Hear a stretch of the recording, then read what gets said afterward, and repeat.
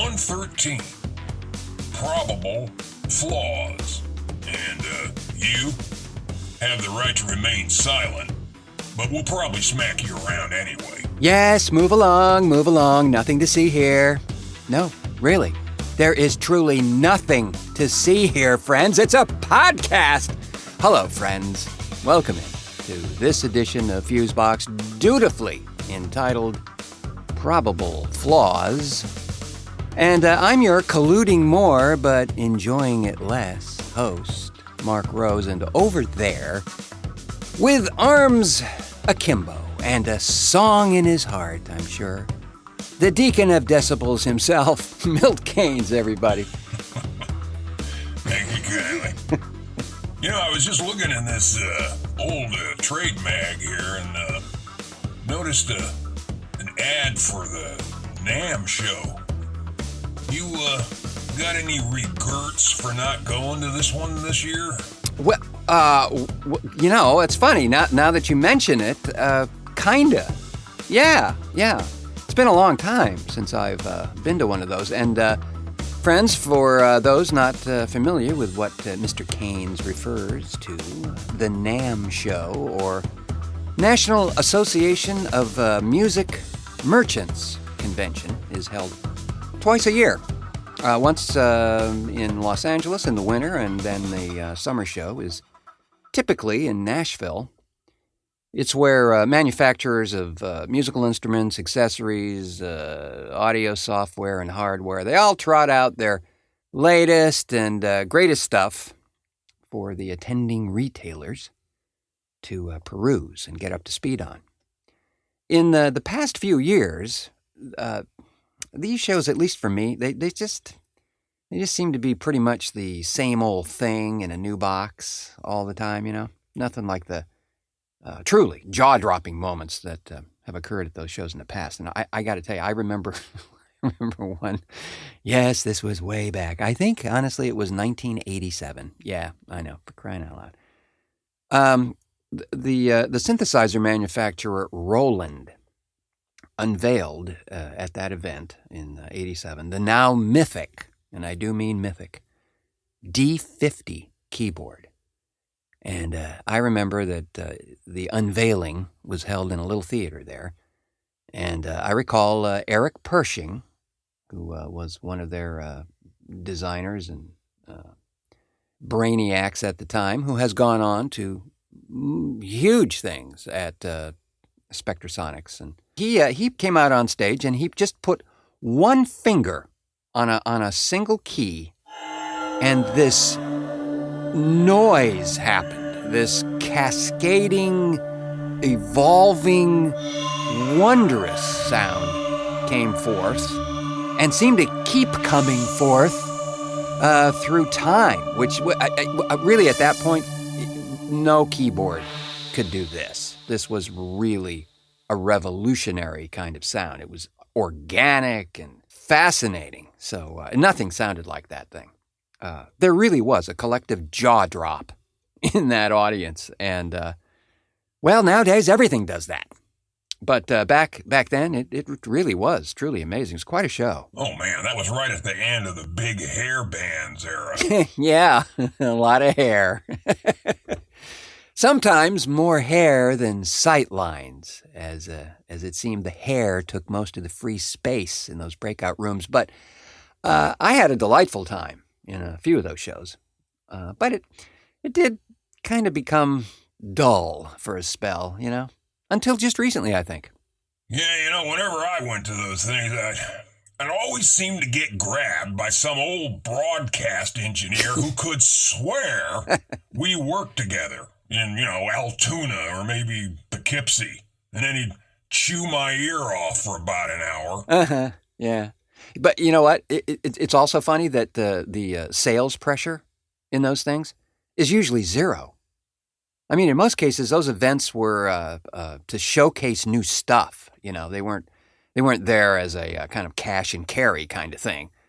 So that was always fun. And I'm pretty sure I still have some brochures from either that event or one thereafter that was touting the brand new synth axe MIDI guitar that probably would have dislocated your shoulder after a while, as it really was the weirdest design I have ever seen. The neck was at this weird, almost 45-degree fixed angle.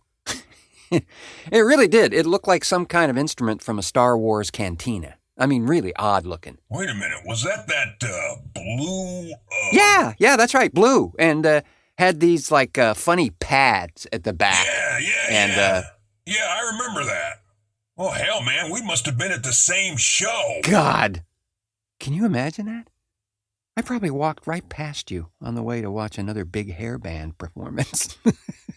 Yeah, snubbing me as always. Yeah, that's me, man. Mr. Snub. You know, what I mostly remember about those shows was the after-show parties. Well, for some it was mid-show that would spill over into after-show and then into almost show. You know? Yeah, those are infamous. Yeah. But yeah, I think the last few shows have kind of re-piqued my interest. There's really so many cool innovations being done lately that it's almost impossible to keep up with it all. I know in the post-production work that I do here that there have been many, many times where some software innovation has actually truly solved an issue. Not a compromise, not, sounds a little better. No, totally solved it. Yeah, one of my favorite solutions in the past was the big red knob. Oh, yeah. Oh, no. Do tell that one.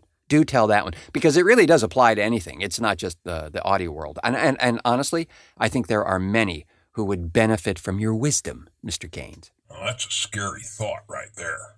Perhaps. Do tell. Well, I was at a radio station in, I don't know, I think it was Scranton or maybe Tulsa. I don't know. I had a buddy at the station who was building his own hardware, usually for the radio station, but actually anybody who wanted it, really. He was really, really good, too. One day, I come walking into the production room a bit early because we had this session booked where an agency guy was going to come by to review the jingle we had put together for his auto dealer client. And on my desktop there, right near the production console, was this big red knob.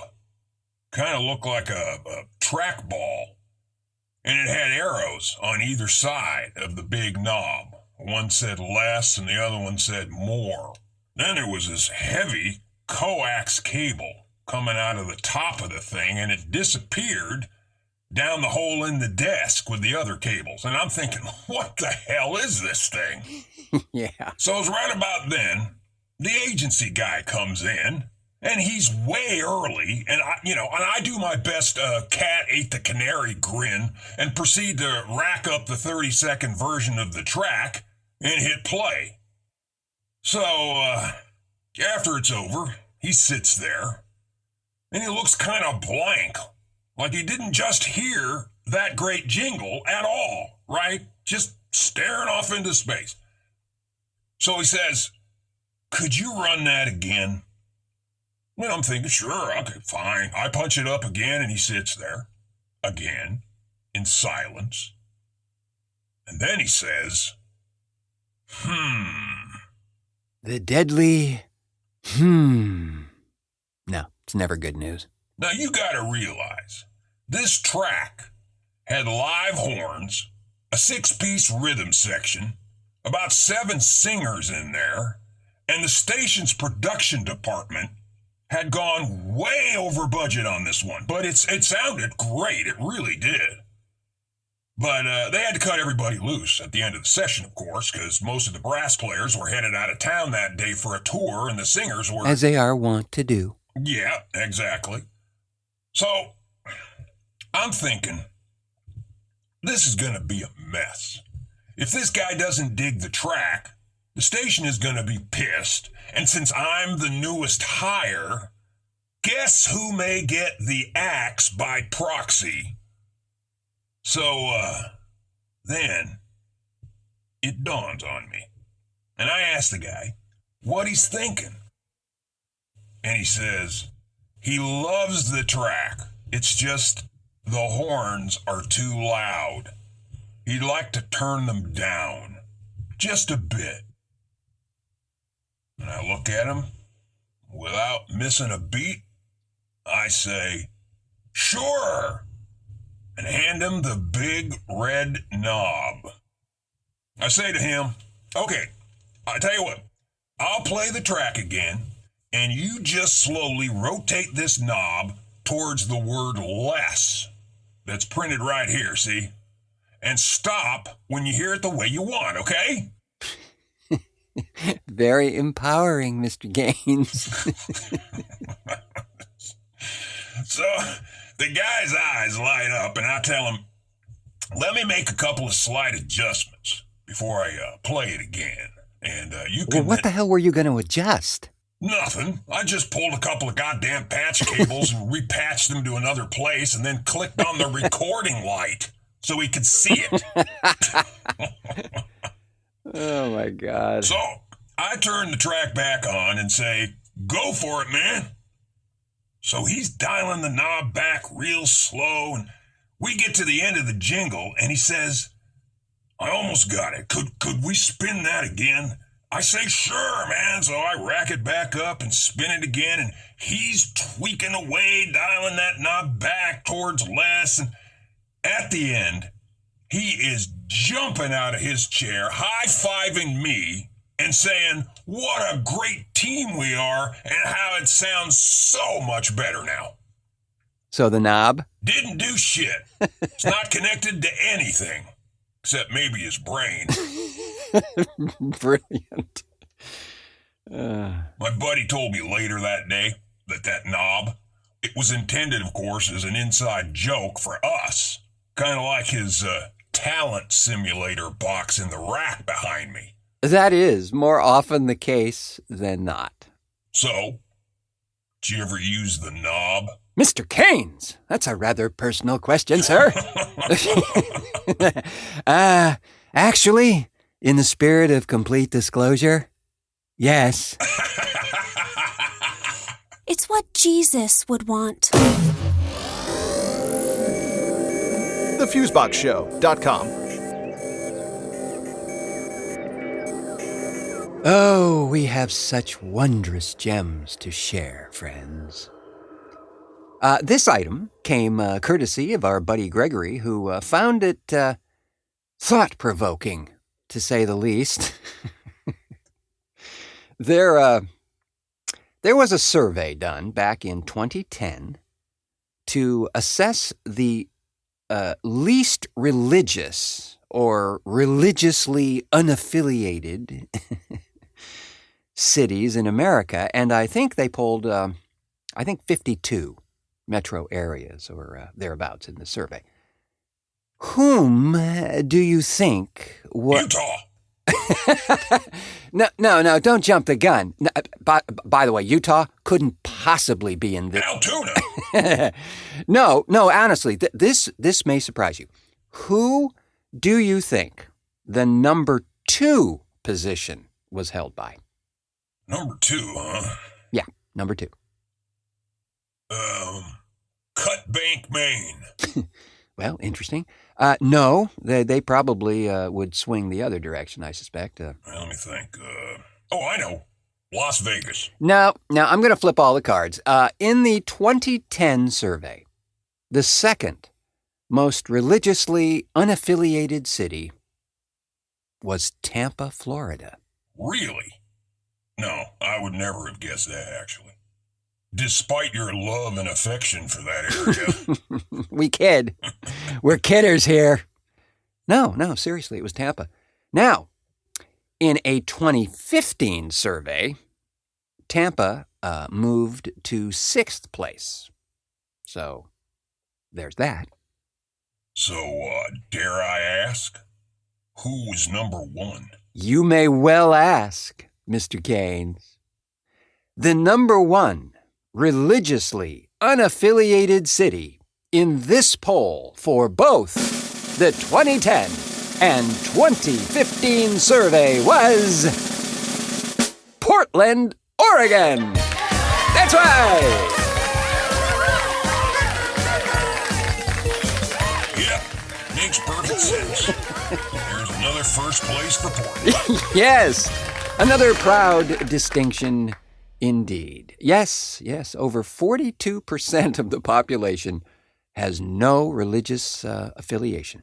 How about that? Well, they may have one. It's just that the Church of the Holy Aardvark is not recognized properly, that's all. Well, that could be very much the case, Mr. Keynes. But I think that perhaps the church thing is showing more stress lines these days. And as society changes, organized religion is holding less appeal to many. As we hopefully evolve towards a little more spiritual center. You know what I'm saying? I was always fond of that creamy nougat center. There is a certain spirituality in nougat, I suppose. What the hell is nougat anyway? Can't tell you about that, but I can tell you about this. Perhaps you've heard of it, actually. This little news item here is currently making some noise. So, Sorry. not sure it's making that noise. Some noise for sure. So, if little Timmy is behaving badly in class, we no longer have to resort to the go directly to the principal's office, Timmy. No. In today's enlightened times, we just throw the kid in jail. What? Oh, yes. Yeah. This one now from the pages of Rolling Stone. An 11-year-old student was arrested last week and charged with a misdemeanor after exchanging words with a teacher who took issue with the child's refusal to stand for the Pledge of Allegiance. The Lawton Childs Middle Academy 6th grader told substitute teacher Anna Alvarez that he would not stand because the flag and the national anthem were racist against black people. According to Bay 9 News now, the teacher then seemed to escalate the situation by asking the child why he didn't go somewhere else if America was so bad. The student responded saying, "They brought me here." Then Alvarez, again the adult here, told the 11-year-old, "Well, you can always go back because I came here from Cuba, and the day I feel I'm not welcome here anymore, I would find another place to live." How about Mars? According to the Washington Post, Alvarez then called the school district office, and the student responded to the dean, who told him to leave the room, saying, "Suspend me. I don't care. This school is racist," as he left. The Lakeland Police Department released a statement making it clear that the student was not arrested for refusing to stand for the Pledge of Allegiance, but for, quote, disrupting a school function and resisting officer without violence. Paging Mr. Thoreau. Mr. Henry David Thoreau, please come to the white courtesy telephone. The boy's mother, Dakira Talbot, later told Bay News 9, "I'm upset, I'm angry, I'm hurt. More so for my son. My son has never been through anything like this. I feel like this should have been handled differently. If any disciplinary action should have been taken, it should have been with the school. He shouldn't have been arrested." The American Civil Liberties Union of Florida responded to the incident, tweeting, "This is outrageous. Students do not lose their First Amendment rights when they enter the schoolhouse gates. This is a prime example of the over-policing of black students in school." According to a statement released by the school district, the substitute teacher was asked to leave campus immediately and will no longer be allowed to work at any of our schools, quote, end quote there. The statement also said that Alvarez was not aware that students were not required to participate in the Pledge of Allegiance. In fact, the Supreme Court ruled in a 1943 decision that schools cannot mandate the students recite the pledge or stand for the flag because it would violate their rights under the First Amendment. And that was done during the middle of wartime, friends, when you think patriotism would be an all-time high. Oh, let's just waterboard the little heathens. What the stinking hell is going on? Now, hey, you know what? I have a personal connection to this situation. Not the You're Cuban? No, not that kind of connection. I do love me some Chucho Valdez, though. Just saying. No, when I was in school, I can remember, I guess it must have been right about age 8 or 9, realizing what this pledge was saying, and then it occurred to me that it just seemed to be a wee nervous about its citizens, requiring them to pledge their allegiance every goddamn day. You know, this just seemed a little OCD to me. Although I would have no idea what that was at the age of 9, but something felt kind of squishy and somewhat wrong. So I remember when I was in middle school, or what we called junior high at the time. Back when dinosaurs ruled the earth. Exactly. Dinosaurs and junior high. So, it sounds like a new Amazon Prime series. No, but when I was in junior high, I had a creative writing teacher, and I'll never forget this guy. His name was Otis Ragg. Brilliant dude. Really. Just terrific guy. Anyway, he always offered the option in his class to, as he put it, meditate in place of standing for this ridiculous brainwashing technique masquerading as patriotism. He was a sharp guy, and he probably got some kind of flack over bringing in Eastern belief systems into the class, but what the hell, you know? But I stopped doing the pledge thing way early as well, and it just seemed odd, you know? Kind of like their history textbooks of the day, too, you know? Thank dog for Howard Zinn to enlighten us all again. God bless you, Howard, wherever you are. Yeah, this one may be a big stinker, you know? Yeah, he's 11 years old. This is the kind of situation that does absolutely nothing but create more hate and intolerance. What I can't figure out is how do you hire a substitute teacher that doesn't know history like that? Well, truthfully, I didn't know the law went back as far as 1943. I thought it was in the late 50s. But some things appear to squeak through the cracks in the Human Resources Department every once in a while.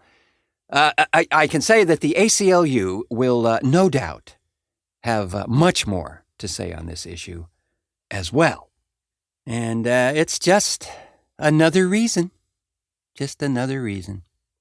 that we beg, nay, implore the question, what the fuck, Florida? I tell you, some things they just refuse to change. If you have an opinion or thought against the approved and some might suggest enforced doctrine, then you're just instantly assailed. Same as it ever was. Now, I know, but I know many folks would love to believe this society is becoming more enlightened, and in some ways it is, but you look at things like this and realize, we still got a whole lot of work to do. Sure getting easier to know who they are, though. Yes, Mr. Keynes, you are correct. 67% evidently know exactly who they are. And with that knowing wink, we will call it a show, friends. But not before thanking our law-abiding contributors to this edition of Fusebox, Stuart Krug, Nico Lane, and Eden Neuendorf. Thanks, as always, to the knob-grabbing excellence of Milt Keynes. Hey, what's all this hair on my palms? Thanks as well to you, friends, for pushing play on this edition of the program. We'd so love it madly if you were to subscribe to our humble little program here, and maybe at the same time give us a rating there on the Apple Podcast site or the Stitcher site or the glorious Onsug channel, wherever you may have found us napping under a newspaper. And we'd be thrilled. Just thrilled. I have been your still waiting for my full-size Hadron Collusion model with real hair host, Mark Rose, saying until our next cartoon.